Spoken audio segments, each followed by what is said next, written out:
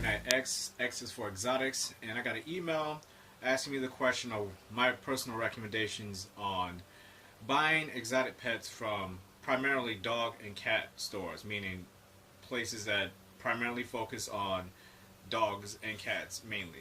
Maybe get your birds in there, other rodent type, hamsters, stuff like that. We all know they both start with a P. They both pets and pet. We know. I don't like to say their name because obviously I don't want them to think because I do go there to get supplies occasionally. I'm not against them. These places. I just personally haven't had the greatest experience with certain types of animals from these places, and we're going to get into this in a second because really it's not all the animals that is my issue with them that they're selling and their care for them. It's really so much just overall their knowledge of things. So I'm just going to go through my personal experiences and I'll go through each animal. I'll start with snakes. I personally do not, this is me, I personally do not recommend buying snakes from places that are primarily dog and cat food places because a lot of times those animals, now I'm going to speak from where I'm at. I live in St. Louis, Missouri. We are not a very big reptile place. It's starting to get a lot bigger now, but St. Louis, Missouri, dogs and cats is primarily what you're going to see. So to go in the store and pick up a snake or pick up a tarantula or gecko, and I'm going to get into those in a second, you see, obviously, if you see one tarantula in these stores, you're lucky. If you see two, you're like, oh, okay. But most of the time, it's one. And a lot of times, that animal was either donated to them or it was wild caught. And this is from my experience in the locales that I go to. Everybody's experiences are different. I did buy a corn snake from one of these places one time, and it died in less than 24 hours. And I thought the animal was sick to begin with, but I took a chance on it. It was a morph that I wanted, and it died. I'll put a link to that description of that. It was a blood red corn snake, and I actually did a video on it, so I'll put that link down below. I also have bought, I rescued, most of the animals I'm talking about here are rescues, outside of the leopard geckos. Almost every other one was a rescue. Got my my Pastel genetic stripe ball python was a rescue. I've rescued at least one ball python from there. Normal ball python from there. So 2 rescues of ball pythons I've gotten from them, and moving into the leopard geckos, no issues at all. And that's the funny thing about it. I don't know if it's because they, I have found out recently from a really good buddy of mine, Boxing Boy. If you haven't subscribed to him, check him out. That a lot of the leopard geckos that I have been personally buying may or may not have, but most of them probably have come from reputable breeders. One of them being BHB, which I have bought a few of my ball pythons from, so obviously I trust them. So, and I have some really, really good-looking leopard geckos. I haven't had any issues at all buying babies, adults from them. Always great prices. I can't recommend them enough for geckos. If you're looking for a leopard gecko, I say go to these dog thing.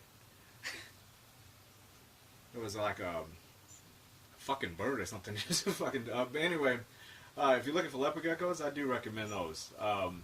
Tarantulas, I can't so much recommend them. A lot of times you get your your grandma stores in there. You may be lucky. Now, this is the dog and cat food store. Dog and cat, pet food places. Animal, furry animal care places. In my experience, if you're gonna get like a tarantula or something like that, I personally recommend just going to an exotic pet store or buying online. I just have not had a lot of luck with them, with tarantulas, and mainly because a lot of them are wild caught, at least in the area I'm at. They end up dying. They just don't do well in captivity. And if you get a baby, they're usually overpriced or overlook them anyway. And if you just happen to luck up on a really good gram soul, something like that, of course, that animal might thrive in your care and be great, and you won't have any issues at all. So, they're worth taking a chance on if the price is right. I personally recommend, if you're going to get a tarantula or something, unless it's like $20, if it's an AVIC or something like that, I personally just don't recommend them. They end up dying. You just don't know where you're getting them.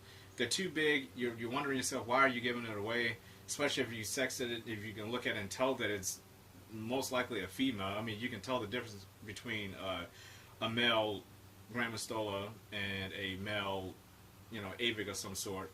Um, you can tell the difference. And if there's a female in there for $20, and it's some sort of an Avic, you might want to just be like, okay, what's the issue there? So yeah, those are my personal recommendations. I don't recommend getting them tarantulas from these dog and cat stores, and I don't recommend getting any type of snake from them at all.